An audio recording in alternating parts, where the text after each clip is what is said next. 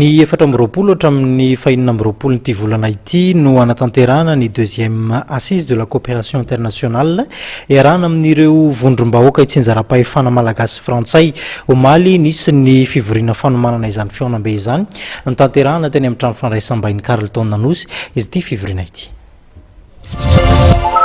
Isaka talata mivory ny secrétariat exécutif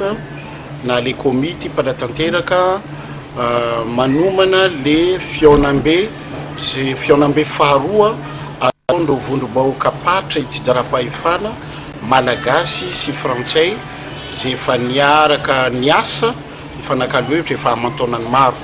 Tamin'ny voalohany moa tamin'ny 2006 zany no nisy fionam-be voalohany teto Madagasikara nahitana olona 500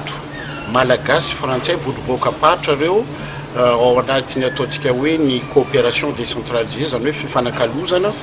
amin'ny vondrom-bahoaka patra samy vondrom-bahoaka patra zany. Amin'ny 4 amby roapolo 5 amby roapolo 4 amby roapolo octobre ho avy zao amin'ity toerana mahafinaritra misy atsika ato amin'ny Carleton ity dia misy fionana indray zay andrasana olona 500 no andrasana eto miaraka amin'ny manam-pahefana eto toerana andinika indray satria 10 taona lasa zay ina indray no laharam-pahamena tadiavin'ireo vondrom-bahoaka patra atsika afana mifanakalo trakefa amin'ireo vondrom-bahoaka patra frantsay sy koa firenena amin'ny teny frantsay. Zay no mahasamihafa amin'ity 10 taona ity misy firenena avy any Guinée nafarina, Togo,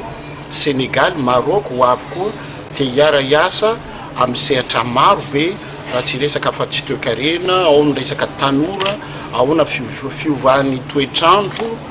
ao na ny fitantanana mba mampandroso amin'le trakefa zany